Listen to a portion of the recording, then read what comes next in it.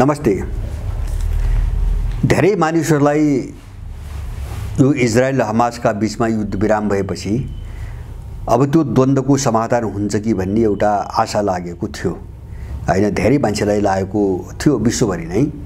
यस्तै आशा युक्रेन द्वन्द्वमा पनि थियो हैन। धेरैले आशा गरेका थिए वार्ता होला, सम्झौता होला, एउटा सहमति होला, त्यसका निम्ति प्रयास पनि भए, केही सम्झौता पनि भएका हुन् हैन। जस्तो रुस र युक्रेनका बीचमा त्यो युद्ध सुरु भएको 3 हप्ताभित्रै टर्कीको इस्तानबुलमा एउटा सम्झौता भएको थियो, जो सम्झौता ब्रिटिस र अमेरिकनहरूले लागू हुन दिएनन्। युक्रेनलाई युद्धमै अगाडि जानुपर्छ, लड, हामी साथमा छौँ भने, र स्थिति यहाँसम्म आयो। अब मैले आज चाहिँ दुईटा कुरा उठाएर अब अहिले गाजामा पनि युद्धविराम अन्त्य भइसकेको छ। इजरायलले फेरि आक्रमण सुरु गर्यो र हिजो साँझसम्मको तथ्याङ्क, हिजो साँझसम्म भनेको 3 डिसेम्बरसम्मको तथ्याङ्क हेर्ने हो भने थप 200 फिलिस्तिनीहरूको मृत्यु भइसकेको छ र उसले 400 वटा आक्रमण गरेको छ। इजरायलले 2 दिन बीचमा चाहिँ 400 वटा आक्रमण गरेको छ, 200 फिलिस्तिनी मारेको छ। त्यसको 2 दिन अगाडि हमासले जेरुसलममा आक्रमण गरेर 3 जना यहुदीहरू मारेको थियो हैन। उनले बन्दुक आक्रमण गरे, लडाकुहरू आक्रमण गर्ने पनि मारिए र इजरायलीहरू पनि तपाईको मारे। अब मैले पहिलो कुरो म यहाँ जानुभन्दा यो अहिले पछिल्लो कालमा जे समाचार आइरहेका छन् त्यसले के सङ्केत गरिरहेका छन् त्यहाँ जानुभन्दा अगाडि मैले जस्तो युक्रेनको कुरा मैले गरेँ नि, अमेरिकन र ब्रिटिसहरूले भएको सम्झौता पनि लागू हुन दिएनन् नम्बर 1। दोस्रो कुरा, इजरायलले अब म चाहिँ युद्धविराम गर्दिनँ भनेर फेरि हमला सुरु गर्यो र त्यसलाई अमेरिकनले खुलेरै समर्थन गरेका छन्। अमेरिकनहरूको वक्तव्य व्हाइट हाउसको के छ भन्छ भने आक्रमण उत्तर गाजामा भएका समग्रमा भनौँ फिलिस्तिनीहरूलाई बाहिर ननिकाल्लासम्म आक्रमण नगर भनेर मात्रै भनेको छ। आक्रमण गर्नुहुन्न अमेरिकाले भनेको छैन। अमेरिकाको डर मात्रै के हो भन्छ भने यहुदीहरूले जसरी मान्छे मारिरहेछन् नि फिलिस्तिनीहरूलाई, अब यसले गर्दाखेरि आफै पनि ठुलो अलगावमा पर्ने र संसारबाट एक्लिएर आफै पनि सिद्धिने खतरा चाहिँ तपाईको आउन सक्छ भनेर अमेरिकनहरूको डर त्यति मात्रै छ। एउटा विरोधाभास इजरायली र चाहिँ अमेरिकनहरूको बीचमा एउटा विरोधाभास देखा परेको छ। इजरायलीहरू लगातार आक्रमण गरेर अगाडि बढिरहेछन्। यसले चाहिँ यो भोलि चाहिँ थ्याक्न नसक्ने एउटा परिस्थिति बनाउला विश्वभरि भनेर अमेरिकनहरू डराइरहेछन्। कुरो त्यति हो। तर चाहिँ त्यो मुद्दा पनि सुल्झिने मुद्दा होइन। जस्तो युक्रेन जस्तो भयो नि, अब त्यो मध्यपूर्वको मुद्दा जस्तो 2 राज्यको समाधान भन्छ नि, त्यो चाहिँ भन्नेले भन्यो, राष्ट्रसङ्घमा यो प्रस्ताव गएको हो, तर त्यो लागू हुने मुद्दा होइन। किनभने त्यसलाई लागू हुन नदिएको पनि अमेरिकन र ब्रिटिसले हो। किन यो त 1947 मा राष्ट्रसङ्घले महासभाले पारित गरेको मुद्दालाई अमेरिकनहरूले लागू हुन नदिएको हो पहिलेदेखि। र 1967 को अरब इजरायल युद्धपछि पनि यो मुद्दा उठ्यो, अमेरिकनहरूले नै लागू हुन दिएनन्। अब अमेरिकनहरूको ब्रिटिसहरूको आड पाएपछि त्यसबेलाका महाशक्ति, अहिलेको स्थिति थिएन, त्यसबेलाका चाहिँ चुनौतीविहीन महाशक्तिहरूको आड पाइसकेपछि इजरायलीहरू पनि ग्रेटर इजरायलको चाहिँ तपाईको नारामा अगाडि बढे र जो फिलिस्तिन भन्ने देश थियो जसमा उनीहरूले इजरायल घोषणा गरे जबरजस्ती, एउटा टुक्रा जमिन पनि फिलिस्तिनीहरूलाई नदिने सोचमा इजरायलीहरू गए। अमेरिकाको रणनीति पनि त्यही हो। अमेरिकाको रणनीतिभित्र ग्रेटर इजरायल हो, त्यसको निम्ति उसले 2 राज्यको समाधानमा जान नदिएको हो। अब यो दुईटा कुरा हेरौँ। पहिले म यो पछिल्लो चाहिँ विश्वमा जानुभन्दा अगाडि भन्छु, अब युक्रेनलाई सम्झौता हुन किन दिएनन् उनीहरू, भएको सम्झौता लागू हुन किन दिएनन्? उनीहरूको एक सूत्रीय मिसन बाँकी रहेको रुसलाई पनि टुक्रा टुक्रा बनाउने हो हैन। जस्तो रान्ड भन्ने एउटा चाहिँ अमेरिकन चाहिँ तपाईको एनजिओ छ एउटा, उसले यस्तै रिसर्च गर्छ। रान्ड भन्नेले उसले चाहिँ तपाईको रुसलाई चाहिँ तपाईको 41 टुक्रा बनाउने हैन एउटा प्लान, अमेरिकनहरूले बनाएको प्लान उसले बाहिर ल्याइसकेको छ।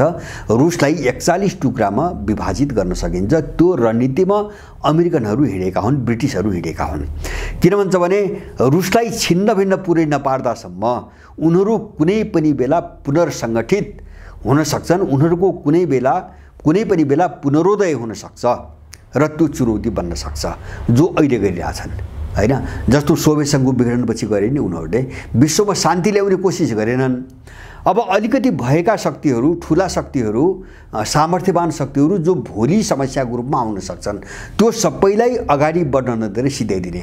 जस्तो चाहिँ 89 मा टिएनमेन स्क्वायरको घटना घटाए र यो पछिल्लो कालमा पनि चीनका विरुद्ध हैन इन्डो पेसिफिक रणनीतिका नाममा हैन अथवा चाहिँ ताइवान मुद्दाका नाममा चीनका विरुद्धमा जो एउटा शक्ति वरिपरि बनाएर घेर्न प्रयास गरिरहेछन्।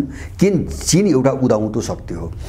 रुसको हकमा त्यही हो। रुस मात्र हैन उनले इन्डियालाई पनि छोडेका छैनन्।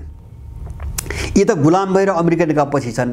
होइन भने पछिल्लो दुई तीनटा घटनाले साफ देखाउँछ। जस्तो मणिपुरको घटना, क्यानाडामा जो एउटा सिख क्यानाडियन नागरिकको हत्याको विषय लिएर इन्डियामाथि जो आक्रमण गर्यो उसले इन्डियाले हत्या गरायो भनेर। त्यहाँ मात्रै होइन अहिले अमेरिकनहरूले पनि एउटा चाहिँ अमेरिकी सिख मूलको हैन पन्जाबी मूलको एउटा अमेरिकन नागरिकलाई मार्ने योजना बनाएको आरोपमा एउटा चाहिँ इन्डियनलाई गिरफ्तार गरेको छ। कुटिक रको एउटा मान्छेलाई गिरफ्तार गरेको छ। र अमेरिकाले पनि अब इन्डियनहरूको घाँटी समात्न थाल्यो भनेपछि इन्डियनलाई यसरी घाँटी समातेर सके आफ्ना दुश्मनको विरुद्धमा लडाउने, नसके चाहिँ घेर्दै जाने, यस्ता मुद्दामा चाहिँ घेराबन्दी गर्दै जाने र कमजोर बनाउँदै जाने। उनीहरूले इन्डिया पनि छोड्दैनन्। मैले यो इन्डियालाई किन छोड्दैन भन्ने हुन्छ भने इन्डिया पनि एउटा ठुलो शक्ति हो, भोलिको निम्ति चुनौती बन्न सक्छ। आज पो गुलाम छ त, सधैँभरि गुलाम त नरहन सक्छ। अब कुनै बेला उसकै विरोधी पनि भइदिन सक्छ 20, 30, 50 वर्षपछि। त्यसैले त्यस्ता सबै सम्भावनाहरू आफ्नो बाटोबाट साफ पार्ने उनको रणनीति हुन्छ। त्यो रणनीति अन्तर्गत यिनले युक्रेनमा त्यो युद्ध समाधान हुन नदिएका हुन् र मध्यपूर्वमा पनि युद्ध विरामको विरोध गरेका हुन् अथवा दुई राज्यको समाधानको विरोध गरेका हुन्। अब यो रणनीति बुझौँ, एउटा मूल चाहिँ यो बुझौँ, उनले समाधान कहीँ पनि कहिले पनि चाहन्न। अमेरिकन र ब्रिटिसहरू, अरूको म भन्दैन, अहिले युरोपियनहरू मतियार मात्रै छन्। सायद मलाई लाग्छ अमेरिकन र ब्रिटिसहरूको जे सोच छ त्यही सोच युरोपियनका देशहरूको होइन हैन। तर पछि लाग्न बाध्य छन् हैन, एउटा कमजोरीले गर्दा। एकातिर उनको त्यो सोच हैन, हिजोकै साम्राज्य फेरि पुनर्स्थापित गर्ने, त्यो प्रभाव फेरि पुनर्स्थापित गर्ने सोचमा ठुला र उदयको सम्भावना भएका सबै देशहरूलाई चाहिँ तपाईको सिध्याएर जाने उनको रणनीति हैन। अमेरिकन र ब्रिटिसहरूको रणनीति एउटा पार्ट हो। अब जसका विरुद्ध उनले रणनीति बनाए त्यसले पनि यो सबै बुझेको छ, राम्रोसँग बुझेको छ हैन। त्यसकारणले उनीहरू पनि कहाँ छन् त पनि अर्को पार्ट हो, अर्को पक्ष पनि कहाँ छ भन्छ भने जबसम्म अमेरिकन नेतृत्वको युग भन्छन् नि, अमेरिकन नेतृत्वको जो विश्व व्यवस्था भन्छन् यसको पूर्ण रूपमा अन्त्य हुन्न त्यो बेलासम्म त्यो पक्ष पनि चाहिँ तपाईको यो युद्धलाई लम्ब्याउने मानसिकतामा देखिन्छ हैन। किन अहिले पश्चिमाहरू एकदम अप्ठ्यारो ठाउँमा छन्। जस्तो आर्थिक रूपमा, राजनीतिक विश्वासको रूपमा, विश्वभरिको एउटा जनमतमा अथवा देशका बीचको ध्रुवीकरणमा एकदमै अलग थलग हुँदै गएका छन् पश्चिमाहरू। र यसलाई निरन्तर अगाडि बढाएर अझ व्यापक बनाएर उनीहरूलाई समाप्तै पार्दिने हैन, पश्चिमाहरूलाई समाप्तै पार्दिने उनको सोच, उनको विचार, उनको व्यवस्था जसलाई विश्व व्यवस्था भन्छन् यो सबै समाप्तै पारेर एउटा नयाँ युगतिर, नयाँ विश्वतिर जाने भन्ने अर्को पक्षले रणनीति बनाएर अगाडि बढाएको छ। त्यसकारणले यो विश्वको कुनै पनि ठाउँमा जति पनि युद्ध भट्किन्छन् नि, जस्तो युक्रेन भयो, अहिले मध्यपूर्व भयो, अथवा तेस्रो, चौथो, पाँचौं अर्को कुनै कडीमा युद्ध भट्किन सक्छ। तर अब कुनै पनि युद्धहरू अब वार्ताबाट समाधान हुँदैनन्। मैले बुझेको यति हो, कुनै पनि युद्धहरू जहाँसुकै भट्किनु अब फेरि तिनी चाहिँ वार्ता, सहमति वा लेनदेनबाट समाधान अब हुँदैनन् हैन। दुईटा कारण नै हुँदैनन्। अब पहिलो कारण मैले भने, पहिलो कारण यो लडाईँको भित्री रणनीति, यस्ता भट्किने युद्धहरूको भित्री रणनीति त्यो भनेको एकले अर्काको सफाया गर्ने अथवा अर्को पक्षलाई उन्मूलन गर्ने विश्व राजनीतिबाट र आफ्नो प्रभुत्व स्थापित गर्ने अथवा सबै आफ्नै प्रभुत्व भन्नेमा नहोलान् तर जो प्रभुत्व जमाएको छ नि हैन त्यसको अन्त्य गर्ने। त्यसकारणले गर्दाखेरि एउटा शक्ति केन्द्र, एउटा ब्लकले अर्कोको ब्लकको अस्तित्वलाई स्वीकारै नगर्ने परिस्थितिबाट विश्व गुज्रिरहेको छ।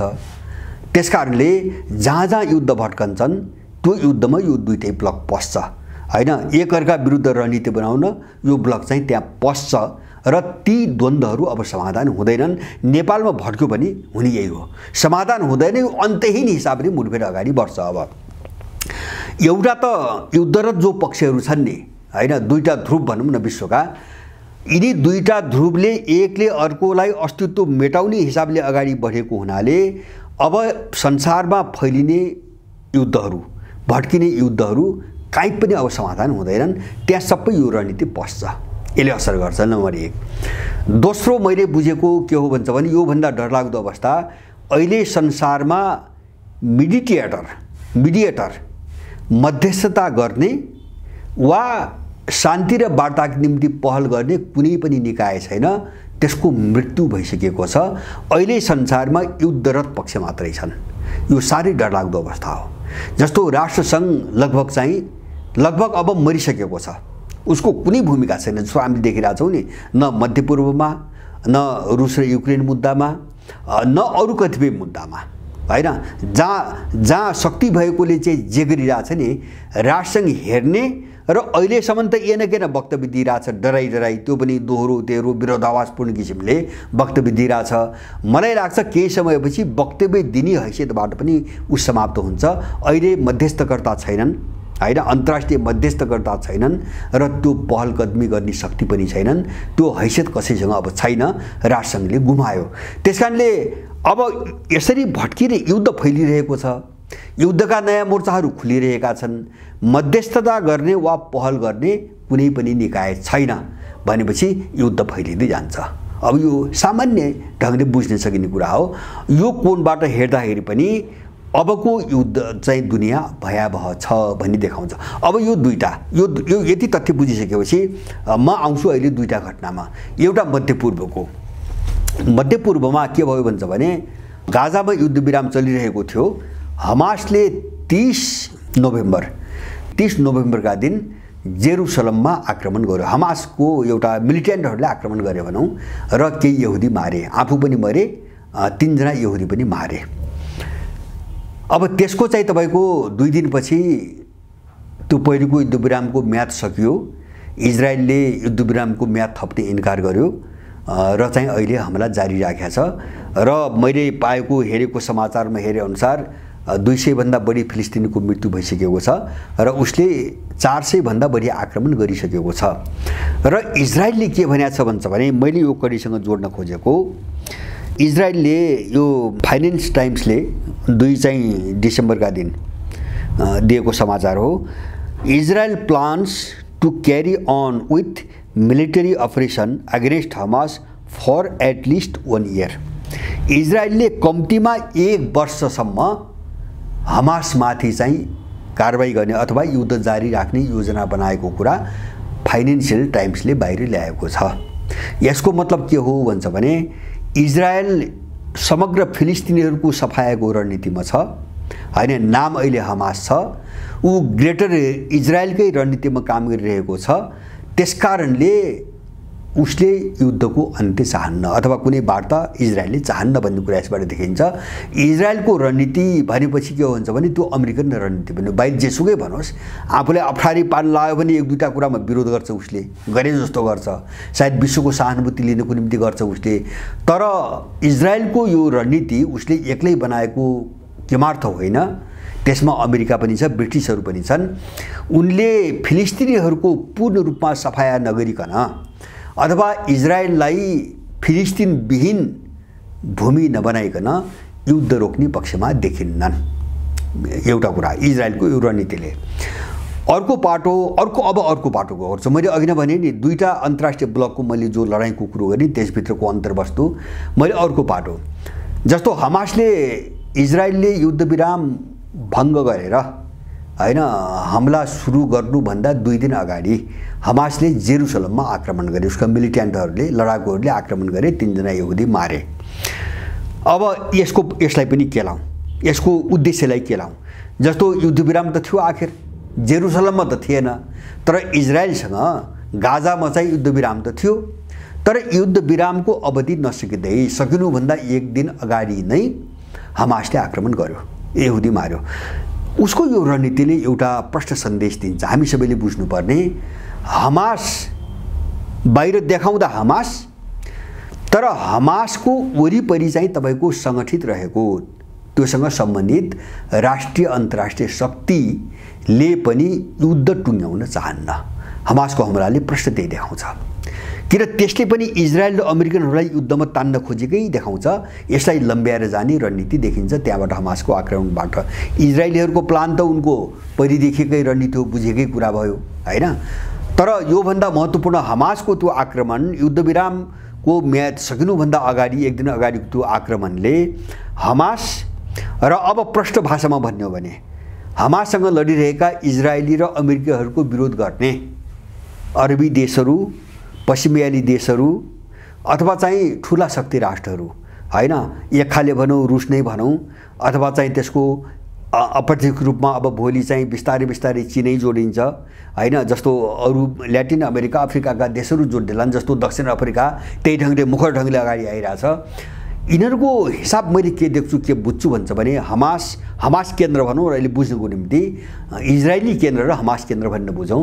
हमास केन्द्रको वरिपरि हैन रहेर रणनीति बनाउनेहरूको मैले के देख्छु भन्छ भने युक्रेन द्वन्द्वमा पश्चिमाहरूले लगभग भुँडा टेकिसकेका छन्, अघोषित रूपमा आत्मसमर्पण गरि नै सकेका छन्।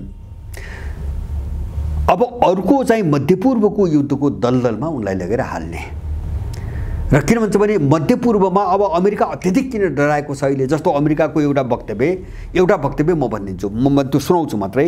इजरायलीहरूले 1 वर्ष लड्ने प्लान गरेको कुरा फाइनेन्सियल टाइम लेख्यो। अनि यो रसियन टुडेले 2 डिसेम्बरमा दिएको समाचार हो, व्हाइट हाउसको वक्तव्य हो।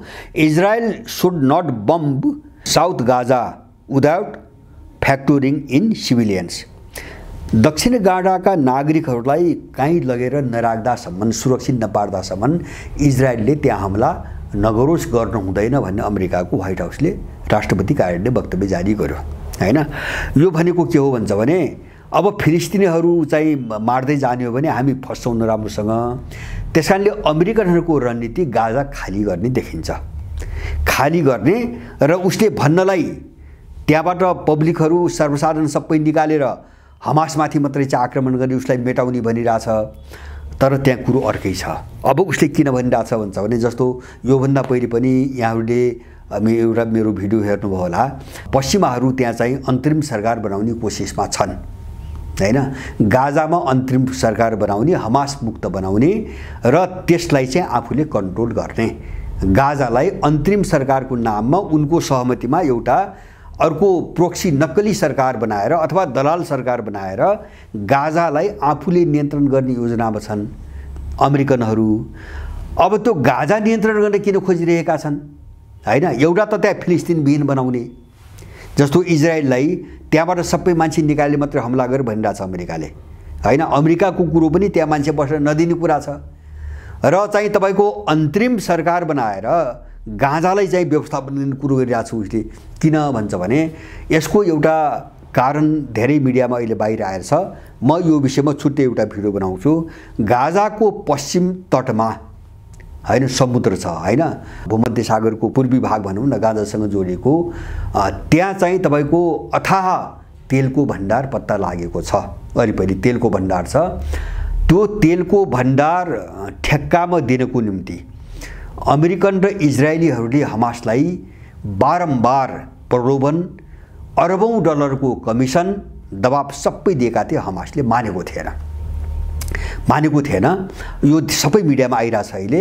र इजरायलीहरूले पनि प्रस्ताव राखेका थिए। कहिले भन्छ भने जुनमा, अहिले भर्खरै यो चाहिँ तपाईको अहिले मध्यपूर्वमा युद्ध सुरु हुनुभन्दा 2-4 महिना अगाडि, 3-4 महिना अगाडिको कुरा हो हैन। जुन जुलाईतिर इजरायलीहरूले र अमेरिकनहरूले हमासलाई प्रस्ताव राखेका थिए। हमासले मानेन र अहिले गाजालाई हमास मुक्त गराउनु पर्छ भनेर पश्चिमाहरूको, अमेरिकन र इजरायलीहरूको जो चाहिँ तपाईको नारा आइरहेछ नि, यसका पछाडि त्यो तेल छ हैन, किन सम्झौता त गर्नु पर्यो, गएर लुट्न मिल्ने। त्यो चाहिँ के भन्छ भने गाजाको चाहिँ अधिकार क्षेत्रभित्र छ त्यो। त्यसकारणले गाजा कन्ट्रोल नगरिकन त्यो तेल लुट्न नपाइने स्थिति छ। अब तेलको निम्ति अहिले यो पछिल्लो जो खेल छ नि, जस्तो युद्धविराम हुन नदिने, थाई युद्धविराम हुन नदिने, वार्ता हुन नदिने जो अमेरिकनहरूको रणनीति छ, त्यसका पछाडि त्यो तेल छ हैन। एउटा पहिलेदेखिका ग्रेटर इजरायल भन्ने तिनी एजेन्डा छँदैछन्, तर अहिलेको लडाइँसँग जोडिएको उसको स्वार्थको कुरा मैले गरेको। अब यो चाहिँ चीनले पनि बुझ्या छ, रुसले पनि बुझ्या छ, इरानले पनि बुझ्या छ, अब अरू देश विश्वका सबै मान्छेले बुझ्या छ। त्यसकारणले उनको रणनीति के बन्यो भन्छ भने त्यहाँ गाजामा पश्चिमाहरूलाई नियन्त्रण गर्न नदिने, इजरायलले पनि नदिने, बरु यसलाई चाहिँ यो युद्धलाई हमासलाई सहयोग गरेर, प्रत्यक्ष अप्रत्यक्ष सहयोग गरेर युद्धलाई अगाडि बढाउन र अमेरिकालाई त्यही दलदलमा हालेर सिधाइदिने, यो रणनीतिमा तपाईको अगाडि बढिरहेको छ अहिलेको मध्यपूर्व सङ्घर्ष। त्यसकारणले त्यो सङ्घर्षको समाधान कहीँ पनि छैन। अब त्यसको भयावहता के हो, त्यसको डरलाग्दो पाटो के हो भन्छ भने मध्यपूर्व विश्वका अरू जो नाजुक कडीहरू छन् अथवा भोलि युद्ध मोर्चाका रूपमा खुल्न सक्ने कडीहरू छन्, ती सबैभन्दा महत्त्वपूर्ण कडी हो मध्यपूर्व। त्यसकारणले यो धेरै डरलाग्दो छ हैन। भोलि भट्केलान्, ताइवानमा भट्केला, अथवा चाहिँ तपाईको कोसोभो र सर्बिया बीचमा भट्केला, पोल्यान्ड र बेलारुसको बीचमा भट्केला, अथवा चाहिँ कोरिया प्रायद्वीपमा भट्केला। तर मलाई विश्वास के छ भन्छ भने मध्यपूर्व नै सबैको निम्ति सबैभन्दा महत्त्वपूर्ण कडी हो हैन। अब धेरै कारणले, जस्तो परम्परागत कोणबाट हेर्दाखेरि त त्यो तेलको भण्डार हो। अब त्यही इजरायललाई आधार बनाएर अमेरिकाले अहिलेसम्म त्यहाँबाट तेल लुट्न पाएर समृद्ध भएको हो। युरोपियनहरूको पनि त्यही हो। र इजरायल रहेन भने उनको हातमा तेल पनि रहन्न, त्यो उनले बुझेका छन्। त्यसकारणले जस्तो सुकै चाहिँ तपाईको चुनौती बेहोरेर भए पनि तेलमाथि उनको नियन्त्रण रहनुको निम्ति इजरायल रहनुपर्छ, फिलिस्तिन मेटिनुपर्छ, बस हैन। कडी त्यहाँ छ। एउटा तेलको भण्डार भयो। दोस्रो पछिल्लो कालमा के भयो भन्छ भने तपाईको त्यो मध्यपूर्व विशेष गरेर खाडी क्षेत्र चाहिँ अन्तर्राष्ट्रिय व्यापारको केन्द्र बन्यो। ट्रान्जिट पोइन्ट, हब, जे भाषा प्रयोग गर्नुस्, त्यो केन्द्र बन्यो। अहिले मध्यपूर्वलाई खाडीलाई छोडिकन अन्तर्राष्ट्रिय व्यापारको परिकल्पना गर्न नसकिने अवस्था छ। त्यसकारणले मध्यपूर्वबाट जसको हात कट्यो त्यो अन्तर्राष्ट्रिय व्यापारबाट नराम्रोसँग चाहिँ तपाईको ढल्छ हैन। दोस्रो यो पछिल्लो चाहिँ समयले विकास गरेको अर्को एउटा तपाईको विशेषता। तेस्रो चिज, त्यसको तपाईको महत्त्व के हो भन्छ भने युरोप र एसियालाई जोड्ने, एसिया त अब ठुलो जनसङ्ख्या भएको देश, युरोप र एसियालाई जोड्ने एउटै करिडोर मध्यपूर्व हो। मध्यपूर्व बाहेक अन्त कतैबाट पनि युरोपलाई एसियासँग जोड्न सकिँदैन, एसिया युरोपसँग जोडिँदैन। सायद त्यही भएर यो अमेरिकाले बुझेर यो चीनलाई बिआरआईलाई ब्लक गर्न, रुसलाई कमजोर बनाउन, इन्डियालाई सामेल गरेर चाहिँ आइमेक भन्ने एउटा सम्झौता गरायो भने इजरायल, साउदी र युएई, इन्डिया समेत मिलाएर हैन, यो दिल्लीमा भएको G20 बैठकमा। किन भन्छ भने त्यो महत्त्व छ तपाईको मध्यपूर्वमा। र अर्को के भन्छ भने मध्यपूर्व लगभग चाहिँ समग्र मध्यपूर्व भनेको इस्लाम दुनिया हो। त्यसमाथिको पकड अथवा उनीहरूसँगको राम्रो सम्बन्धले अन्तर्राष्ट्रिय राजनीतिमा त्यो शक्तिको भूमिकालाई तय गर्छ। इस्लाम जगतसँग कसको सम्बन्ध राम्रो वा नराम्रो भन्ने कुराले हैन अब उसको विश्वमा भूमिका कस्तो हुन्छ भन्ने कुरा निर्धारण गर्छ। किनभने चाहिँ मध्यपूर्व ठुलो बजार पनि हो, मैले पनि व्यापारको केन्द्र पनि हो, तेलको खानी पनि हो, र अहिले पछिल्लो कालमा उदयमान अर्थतन्त्र पनि हो। त्यो हैन निकै उताउँदो शक्ति हो र राजनीतिक रूपमा निकै विस्फोटक अन्तर्विरोध भएको ठाउँ पनि हो हैन। जस्तो मुस्लिम भित्रै सिया र सुन्नी, अथवा चाहिँ तपाईको यहुदी र इस्लाम हैन, आदि इत्यादि धेरै चिजहरू छन् त्यहाँ। त्यसकारणले गर्दाखेरि त्यो चाहिँ सुल्झने मुद्दा होइन सहमतिमा। किन सहमति भन्ने बित्तिकै एउटालाई बनाएको रणनीति आकांक्षा पुरै समाप्त हुन्छ। सहमति भएपछि त लेनदेन गर्नु पर्यो, सबै एउटैका चिज त लागू हुँदैनन्। त्यो अमेरिकन, युरोपियन र ब्रिटिसहरूले कुनै पनि हालतमा चाहन्नन्। समस्या त्यहाँबाट बल्झिरहेको छ। अब यसै बीचमा मैले अर्को यो विश्व कसरी उल्झ्यो, जस्तो अब यो समाधान हुँदैन, यो बिस्तारै बिस्तारै अब चाहिँ ठुलो युद्धमै जान्छ भन्ने जो मैले बारम्बार भन्छु नि, मैले अर्को एउटा चिज तपाईको जोड्छु अहिले यो डेली सन भन्ने एउटा बङ्गाली अनलाइन छ बङ्गलादेशको, यसले दिएको समाचार कति भरपर्दो म भन्न सक्दिनँ, तर भिडियो रसिया टुडेमा आएको भिडियो भनेर उसले चाहिँ हवाला दिएको छ। रसिया टुडे भनेपछि त आधिकारिक भयो, रुसी मिडिया, सरकारी मिडिया। रसिया टुडेमा आएको भिडियोको आधारमा द सनले, डेली सनले बनाएको समाचार हेर्ने हो भने त्यसले के लेख्छ, रसिया डिप्लोइज ट्रुप्स एलोङ इजरायल सिरिया बोर्डर। इजरायल यो 30 गएको यो नोभेम्बर 30 को रुसले इजरायलसँगको सिमाना नजिकै सिरियामा आफ्ना चाहिँ ट्रुपहरू, सेनाहरू, सैनिक टुकडीहरू तैनात गर्न सुरु गर्यो भनेर चाहिँ डेली सनले समाचार दिएको छ। र त्यो रसिया टुडेको भिडियो अनुसार भनेको छ, भिडियो पनि त्यहाँ दिएको छ। यसले के बुझाउँछ भन्छ भने अब इजरायलको वरिपरि रुसी सेना चाहिँ तपाईको तैनात हुन सुरु गर्यो। इजरायलको वरिपरि किन भन्छ भने इजरायलले सिरियामाथि निरन्तर हमला गरिरहेछ। भोलि सिरिया कमजोर, जस्तो अहिले रुसीहरूको मध्यपूर्वमा चाहिँ तपाईको खेल्ने मुख्य चाहिँ तपाईको स्टेसन भनेको सिरिया हो हैन। सिरियामा रुसी सेना पनि छ, वाग्नर समूह पनि छ र असदलाई रुसले नै टेकाएको हो।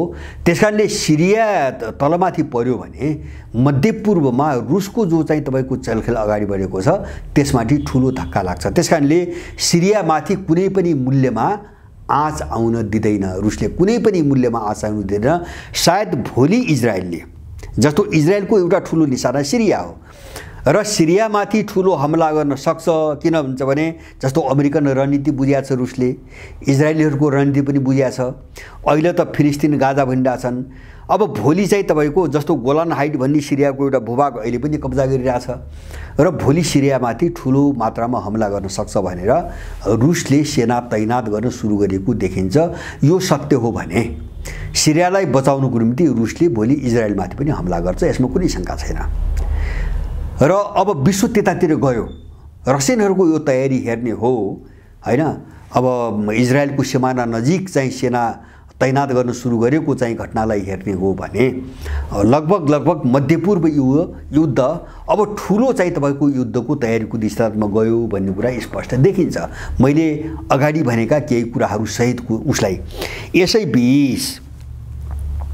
बीच उत्तर कोरियाबाट एउटा समाचार आएको छ। यो 30 नोभेम्बरमा एउटा समाचार आयो। 30 नोभेम्बरमा किम जोङ उनकी बहिनी किम यो जोङ जो चाहिँ विदेश मामिला प्रमुख छिन्, उनले अमेरिकनहरूको एउटा मागलाई जवाब दिने। अमेरिकनहरूको माग के थियो भन्छ भने उत्तर कोरियाले एक हप्ता अगाडि एउटा जासुसी सेटेलाइट अन्तरिक्षमा स्थापित गर्यो हैन। अन्तरिक्ष भनेको आफ्नो अधिकार क्षेत्रभित्रको स्पेसमा हैन एउटा सेटेलाइट प्रक्षेपण गर्यो, स्थापित गर्यो र त्यसले समाचार के आयो भन्छ भने त्यसले अमेरिकाको व्हाइट हाउस, पेन्टागन लगायत जापानका सम्पूर्ण भूभागहरू र दक्षिण कोरियाका सबै चित्रहरू लियो भनेर उत्तर कोरियाली मिडियामा किम जोङ उनले तिनी चित्रहरू हेरिरहेको फोटो समेत प्रकाशित गरेको छ।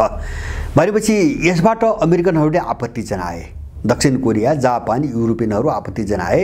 उनले के भन्छ भने यो ठुलो खतराको विषय हो, किन अब चाहिँ उनीहरूको गोपनीयता चाहिँ तपाईको नरहनी भयो हैन। जस्तो उनको सेना कहाँ छ, उनका मिसाइल कहाँ छन्, उनका परमाणु भट्टीहरू कहाँ छन् देखि लिएर सारा सूचनाहरू सेटेलाइटबाट उत्तर कोरियाले सङ्कलन गर्न अब समर्थ भयो। त्यसकारणले कोही पनि चाहिँ हामी उत्तर कोरियाबाट अब सुरक्षित रहेनौँ। किन भन्छ भने अब सूचना पायो भने, सबै डेटाहरू पायो भने अब हमला गर्ने शक्ति त उसँग छ। नभएको हाइपरसोनिक मिसाइल पनि उसँग छ जो अमेरिकाले बनाउन सकिरहेको छैन। भनेपछि उत्तर कोरिया अब जबरजस्त रूपमा एउटा डरलाग्दो शक्ति बनेर आयो खतराको निम्ति। अनि अमेरिकाले यसको विरोधको साथसाथै उसले उत्तर कोरियाले एउटा प्रस्ताव पठाएको थियो, फेस टु फेस दुई पक्ष वार्ता गरौँ हैन। जस्तो यो अब उसलाई कन्ट्रोल गर्ने हिसाबले एउटा सम्झौतामा लगेर उसलाई बाध्ने हिसाबले अनि त्यसको जवाब दिएकी छिन् 30 नोभेम्बरका दिन किम यो जोङ किम उनकी बहिनीले। उनले के भनेकी छिन् भन्छ भने हाम्रो सार्वभौम सत्ताको प्रश्न मा कसैसँग कुनै पनि वार्ता हुँदैन। किन सेटेलाइट चाहिँ स्थापित गर्नु हाम्रो सार्वभौम अधिकार हो। देशको सार्वभौम अधिकारको प्रश्नमा कुनै पनि देशसँग हामी वार्ता गर्दैनौँ। अमेरिकाको यो दोहोरो मापदण्ड हो। उसले सेटेलाइट राख्ने, उसका दलालले सेटेलाइट राख्ने हैन। जस्तो त्यसको लगत्तै दक्षिण कोरियाले पनि स्थापित गर्यो अहिले हैन। उत्तर कोरियाले गरेपछि त्यसको विरोध चाहिँ यिनीहरू गर्दैनन्।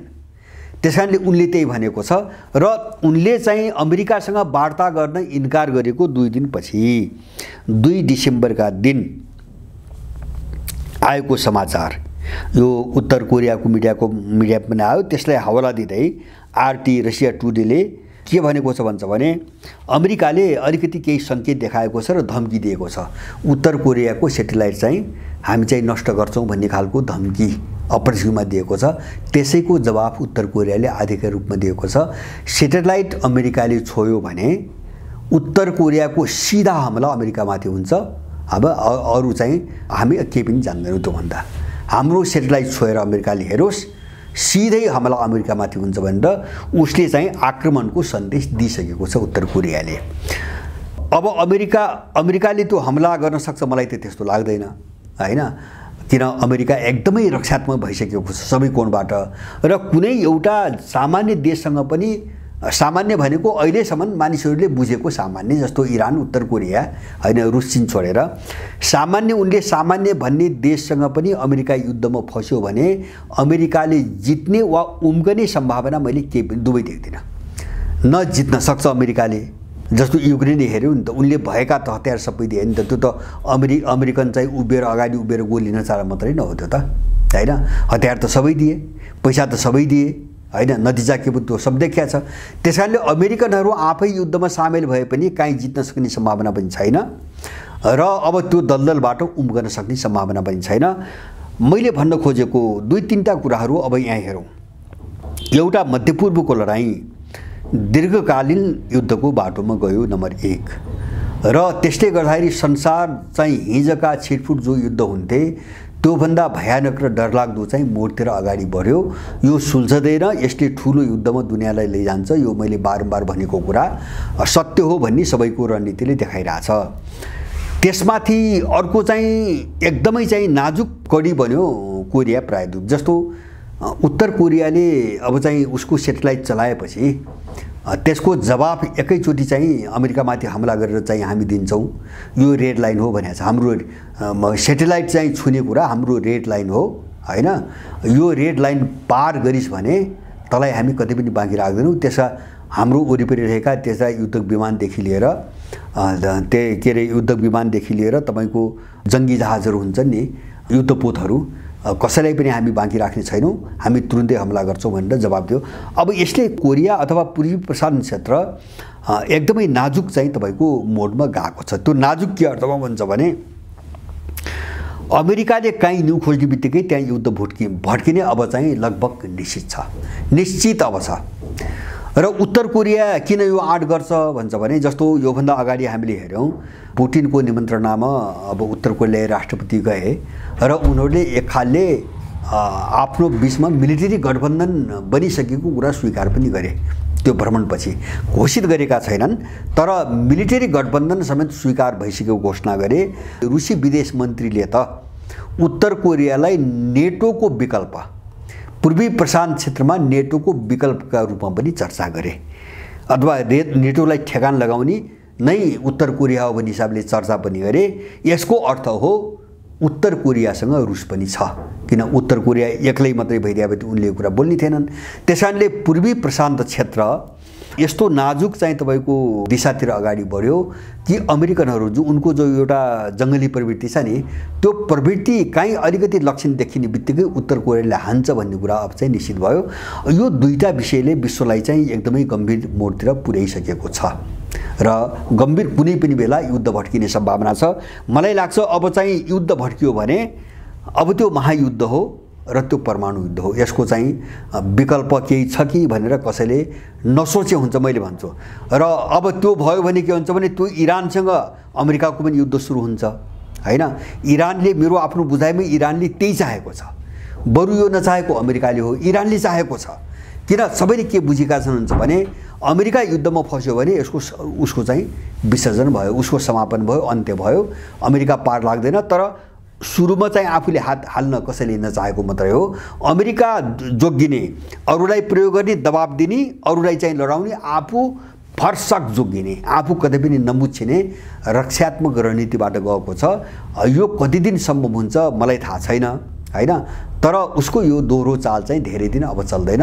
कुनै पनि बेला त्यही इरानसँगै पनि युद्ध हुन सक्छ, किन अब इजरायल हमास युद्ध फेरि सुरु भइसकेको छ र अब यो इजरायलको यो ज्यादती, दोस्रो पटकको तपाईको ज्यादती अपराध हेर्ने हो भने कुनै पनि अरबी देशहरूसँग अब मुठभेड भयो भने आश्चर्य मान्नुपर्ने कारण मैले केही पनि देख्दिनँ हैन। जस्तो टर्की पनि पुरै भड्किसकेको छ, उसले चाहिँ तपाईको आइसिसीमा चाहिँ मानवता विरुद्ध चाहिँ युद्ध अपराधमा मुद्दा हाल्ने कुरा गरिरहेको छ र नेतन्याहुलाई त गाजाको कसाई भनेका छन् एर्दोगानले। यो गाजाको कसाई हो, यो हत्यारा हो, यसलाई चाहिँ युद्ध अपराधको मुद्दामा चाहिँ जेल हाल्नुपर्छ, गिरफ्तार गर्नुपर्छ भन्ने सम्मका एउटा कटुतापूर्ण सम्बन्धहरू विकास भएका छन् त्यो क्षेत्रमा। र अब यस्तो कटुता कस्तो हुन्छ भन्छ भने मुखले भन्न सकिने सबै भनिसकेका छन्। अब अर्को पक्षले आफ्नो तर्फबाट गर्न सक्ने सबै गरिरहेछ। जस्तो अमेरिकाले मान्छे मार्न हुन्न, कति पाखण्डी अमेरिका मान्छे मार्न हुन्न भनिरहेछ, बाहिर नाटक गरिरहेछ। त इजरायललाई अधिकतम गोला बारुददेखि पैसा र हात हतियारको सबै सप्लाई पनि गरिरहेछ, अहिले पनि गरिरहेछ। त्यसको निम्ति युक्रेनलाई उसले चाहिँ सिधाइदियो हैन, पुरै बन्द नै गरिदियो। त्यसकारणले गर्दाखेरि अब यो स्थितिले गर्दाखेरि तपाईको एउटा युद्धको तयारी निकै तीव्र रूपमा अगाडि बढेको र त्यस्तो कालको तपाईको के रे चुनौती खतरा हुन्छ नि, त्यो धेरै अगाडि बढिरहेको देखिन्छ र यही बीचमा सबै खालका कोसिस भइरहेका छन्। जस्तो एउटा युद्धको तयारी सबै पक्षबाट, अर्कोतिर एउटा कूटनीतिक प्रयासबाट एकले अर्कोलाई नङ्ग्याउने, कमजोर बनाउने र अलगावमा पार्ने तयारी पनि चाहिँ निकै अघि बढेका छन्। जस्तो सुरक्षा परिषदमा पटक पटक प्रस्ताव गएका छन्, पटक पटक निर्णय भएका छन्। इजरायलले मानिरहेको छैन, अमेरिकाले मानिरहेको छैन हैन। अब यो पनि उनीहरूलाई एक्ल्याउने एउटा प्रयत्न हो हैन। उनले राष्ट्रसङ्घको निर्णय मान्दैनन् भन्ने दुनियाँले सन्देश पाइरहेको छ, बुझिरहेको छ। अब यो स्थितिलाई हेर्दा मैले यो पछिल्लो काल मध्यपूर्वमा यो जो पुनः युद्ध सुरु भयो, मलाई के लाग्छ भन्छ भने यो विश्वको अर्को कुनै ठाउँमा गएर भड्किन्छ, अब भड्किन्छ हैन। एउटा कडी त युक्रेनपछि मध्यपूर्व भएर आयो। मलाई लाग्छ यो पछिल्लो रणनीति सबैको हेर्ने हो भने यसको अर्को विस्तार हुन्छ, युद्ध अर्को कुनै ठाउँमा भड्किन्छ। अब कुन ठाउँ हो म भन्न सक्दिनँ हैन, तर अहिले धेरै ठुलो जोखिम हुने ठाउँमा उनले हात हाल्दैनन् पश्चिमाहरूले। जस्तो कोरियासँग तनाव त बढ्यो हैन, अब तर अलिकति चलाउने बित्तिकै उत्तर कोरियाले हान्छ नै, उत्तर कोरियाले हान्छ, त्यो उनले बुझेका छन्। त्यसकारणले उत्तर कोरियाली क्षेत्रमा, कोरिया प्रायद्वीपमा अहिले नै युद्ध भड्काउने रणनीतिमा सायदै अमेरिकनहरू जालान् हैन। जस्तो दक्षिण कोरिया र जापान फस्ने मात्रै मुद्दा हुन्थ्यो भने अमेरिकनहरू जान्थे, तर त्यहाँ उनलाई अमेरिकनलाई समस्या के छ भन्छ भने नम्बर 1 त्यसले सिधै ताइवान मामिलामा असर गर्छ र ताइवान एकदम कमजोर हुन्छ किनभने अब अन्तर्विरोध र लडाईँ अन्त फैलिन्छ। र कोरिया र जापानको समस्या पनि कस्तो छ भन्छ भने दुवै देशमा अमेरिकन सेना छ, त्यसकारण उसको जिम्मेदारी हो भोलि ती दुई देशमाथि केही परि आयो भने अमेरिकन सेना लड्नुपर्ने स्थिति आउँछ, त्यसैको निम्ति त्यो बसेको छ। त्यसकारणले गर्दाखेरि त्यहाँ कोरियालाई चलाउन लगाए पनि, जापानलाई चलाउन लगाए पनि, आफूले न्यु खोजे पनि त्यो घुमाइ फिराइकन अमेरिका लड्नै पर्छ। त्यो दुई देशमा उसको सेना भएको कारणले अमेरिका लड्नै पर्छ। अमेरिकाले अहिले त्यो जोखिम मोल्दैन। त्यसकारणले जोखिम नमोल्ने ठाउँहरूमा युद्ध विस्तार गर्ने अमेरिकन रणनीति हो। अब हुने त्यही हो। जस्तो मैले बारम्बार नेपालको कुरा गर्छु नि, नेपालमा उसले युद्धको खतरा मोल्नु पर्दैन, सिधा मोल्नु पर्दैन। त्यसकारणले नेपाल उसको शिकार बन्ने सबैभन्दा ठुलो खतरा छ। एसियाको कुरा गर्ने हो भने नेपाल सबैभन्दा ठुलो जोखिममा छ। नम्बर 1 उसले ठुलो चाहिँ तपाईको रिस्क लिन नपर्ने अर्को ठाउँ भनेको सर्बिया र कोसोभोको मुद्दा हो। यद्यपि कोसोभोमा नेटोको थोरै सेना छ, थोरै सङ्ख्यामा, तर ठुलो जोखिम उसले मोल्न नपर्ने ठाउँ छ। उनले कोसोभो र सर्बियाका बीचमा युद्ध गराउन सक्छन् हैन, अथवा यस्तै चाहिँ अरू कडीहरू उनले खोज्न सक्छन्, अन्यत्र अनु खोज्न सक्छन्। तर चाहिँ अहिले सिधै हतियारको चाहिँ तपाईँको लडाईँ सिधै चाहिँ आफू नै अर्को पक्षको हतियारसँग भिड्नु पर्ने गरी अहिले अमेरिकनहरूले त्यो जोखिम मोल्न सक्ने जस्तो मैले देख्दिनँ। तर चाहिँ युद्ध फैलिन्छ। सारमा के हुन्छ भने अब संसारमा जुन परिस्थिति बन्न थाल्यो त्यो रोकिँदैन। एउटा अब यस्ता चाहिँ क्षेत्रीय युद्धहरू, क्षेत्रीय पोइन्टहरू देख्दाखेरि क्षेत्रीय, तर ग्लोबल लडाईँ, वैश्विक लडाईँ अथवा विश्वयुद्धको रणनीति भनौँ न, त्यो रणनीतिका विभिन्न कड़ीहरू अलग अलग स्वतन्त्र देखिने तर त्यसकै कड़ीहरूका रूपमा धेरै युद्ध मोर्चाहरू अब खुल्दै जान्छन्। मध्यपूर्वको चाहिँ लडाईँले त्यही देखाउँछ। चौतर्फी अब ध्रुवीकरण, चर्को र शत्रुतापूर्ण ध्रुवीकरणको कुनै पनि विकल्प मैले अब चाहिँ देखिनँ। त्यसकारणले हामी यो सबै चिज हेरिकन, मैले बारम्बार भन्छु सबै नेपालीहरू अब हामी कहीँ पनि लाग्ने होइन। जस्तो यिनी सत्तामा भएका दलालहरू, यिनको झगडा, यिनको लडाईँ, यिनलाई गाली गर्ने सडकमा भएका अर्को थरी बन्दरहरू हैन, यिनी सबै छोडो। हामी एउटै चिज बुझौँ, वैश्विक राजनीतिले यो ध्रुवीकरणले पश्चिमा शक्तिहरूलाई एकदमै रक्षात्मक बाटोमा धकेलिरहेको छ, कमजोर हुँदै गएका छन् र ठाउँ ठाउँमा फस्दै गएका छन्। आर्थिक रूपमा पनि ठेक्न नसक्ने भए। त्यति मात्र होइन, अमेरिकनहरूको निम्ति त कस्तो आयो भन्छ भने हिजो मात्रै CNN अमेरिकाको एउटा मैले अनलाइन संस्करण हेरेँ, त्यो हेर्नुहोस्, त्यहाँ एउटा गजबको समाचार छ।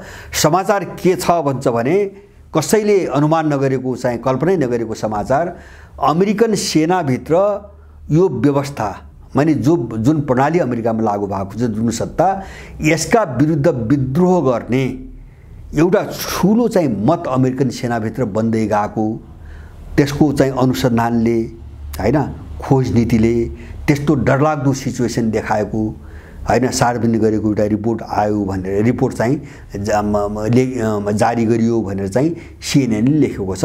माने अमेरिकन सेनाभित्र विद्रोहको कुरो उठ्न थाल्यो। अब सत्ता विरुद्ध सेनाभित्र विद्रोह होइन, त्यो अहिलेको व्यवस्था प्रणालीलाई उल्ट्याउन। र त्यहाँ के भनेको छ भन्छ भने अमेरिकन सेनाभित्र पनि कन्जर्भेटिजम अथवा चाहिँ परम्परावादी अथवा चाहिँ तपाईँको जो भनौँ न, जसलाई यिनले आधुनिकतावादी भन्छ, आधुनिकतावाद, उदारवाद भन्छन्, जो चलाछ नि अहिले, यसलाई अन्त्य गर्नको निम्ति अब सेनाभित्र पनि विद्रोह गर्नुपर्छ भन्ने एउटा जनमत सेनाभित्रै बन्दै गएको, यो साह्रै डरलाग्दो स्थिति अमेरिकन सेनामा देखा पर्यो भनेर एउटा रिपोर्ट चाहिँ त्यहाँ बुझाइएको छ अमेरिकालाई भर्खरै। भनेपछि अमेरिका त्यो हालत हुन्छ, पैसा छैन, ऋणले चलिरहेछ, पैसा छैन। अब यो सबै चिज बुझेर अब यसका दुश्मनहरूले, विरोधी पक्षले यसलाई युद्धमा तान्दै जाने, लम्ब्याउँदै जाने, दलदलमा यस्तो चाहिँ तपाईँको दलदलमा हालिदिने कि त्यही डुबेर सिद्धियोस्, त्यहाँबाट निस्किनै नसकोस् हैन। त अमेरिकनहरू यहाँ डराइरहेछन्। त्यसकारण नेपाल धेरै ठुलो जोखिममा छ। मैले भनेको जस्तो अमेरिकनहरूको जो चाहिँ तस्बिर देखा परिरहेछ नि, आर्थिक रूपमा जस्तो आर्थिक मन्दीका रूपमा देखा परेको सङ्कट, अब यो बढ्दो व्यापार घाटा, ऋणबाट देश चलाउनु पर्ने चाहिँ बाध्यता, सेनाभित्र असन्तुष्टि, अलि पहिलेदेखि केही समाचारहरू आछन्, अमेरिकन सेना अत्यधिक ठुलो डिप्रेसनको शिकार भइरहेछ हैन, एकदम डिपेर बहुला भइरहेछन् अमेरिकन सेनाहरू। आन्तरिक रूपमै अन्तर्विरोध हैन, दुई पार्टीका बीचको अन्तर्विरोध अथवा त्यहाँ चाहिँ जातीय, धार्मिक अथवा चाहिँ तपाईँको भाषिक अन्तर्विरोध, द्वन्द्व, अब यो सबै दलदलमा फस्दै गएको हुनाले अलि पछि केही समयपछि अमेरिका डुब्छ, पश्चिमी जगत डुब्छ। हो त्यो दिनसम्म हामीले त्यो चाहिँ परिस्थिति जब देखिन थाल्छ नि, मैले अघि नै सुरु भने एमसीसीलाई पेन्डिङमा राखिरहेछन् हैन, गरौँ कि नगरौँ कि, गरौँ कि नगरौँ कि, त्यो अमेरिकनहरूले टेन्डरको नाटक देखाएर लम्ब्याइरहेछन्, अगाडि बढिरहेको छैन। त्यो एउटै के कारण हो भन्छ भने नेपालमा अब चाहिँ एमसीसीको रणनीति जति डरलाग्दो छ नि, त्यसलाई त्यही ढङ्गले बढाउनुको निम्ति सकिन्छ कि सकिन्न, अमेरिकन त्यहाँ डराइरहेछ। किन युक्रेनमा फस्यो, मध्यपूर्वमा फस्यो, ऊ कहीँ पनि सकिरहेको छैन। अब यस्तै दलदलमा नेपालभित्र फस्यो, हात हालिदिने, अगाडि बढाइदिने, अब अगाडि काम गर्न नसक्ने भएपछि त अमेरिका त सिद्धो यो दलदलमा छ। त्यस कारणले नेपालीहरू चाहिँ विश्वभरि नेपाल सङ्कट सिर्जना गर्ने जो इन्डो पश्चिमा शक्ति जो दलदलमा फसिरहेछ, अब यो उठ्न नसक्ने हुनादिन हैन, यसले बोकेका सबै शक्तिहरूलाई निर्मूलै पार्ने एउटा मिसनमा हामी आजैदेखि तयारीमा लाग्यौँ। यिनीहरू जान्छन् नै एक दिन, यिनीहरू एक दिन जान्छन्। त्यो दिन भनेको पनि मैले बारम्बार भनेको छु, मैले 1-1.5 वर्षभन्दा बढी लामो समय यिनीहरू बाँच्ने समय मैले देख्दिनँ। यिनी टेक्निक किन 1.5-2 वर्ष 1.5 वर्षभित्र संसार त कान्छ आकाश पाताल हुन्छ। त्यसले यो दलाल कित्ताको नामो निशान राख्ने छैन। हामी त्यो लडाईँको तयारीमा जाउँ हैन। हामीले यिनले फ्याँक्ने एजेन्डामा हामी नबक्यौँ र चाहिँ तपाईको घुमाइ फिराइकन सबभन्दा चाहिँ तपाईको समस्या नेपालीहरूको अगाडि अर्को एउटा समस्या छ। यहाँ चाहिँ यिनी दल सत्तामा जो छन् यिनको विरोध गरेर हैन चिल्ला मिठा कुरा गरेर हैन फेरि त्यही कोणले अमेरिकन रणनीति अगाडि बढाउने जो सडक छाप एउटा तमासीहरूको अर्को जमात छ नि त्यो घन्टीवाला भन्ने, यसपट्टि होशियार हुनु एकदमै जरुरी छ। उनको अन्तिम खेल यही हो। यो खेल चलेन भने अमेरिका नेपालबाट गयो। त्यसमा म विश्वस्त छु। यसको निम्ति सबै नेपालीहरू एकजुट भएर अगाडि बढ्नु एकदमै जरुरी छ।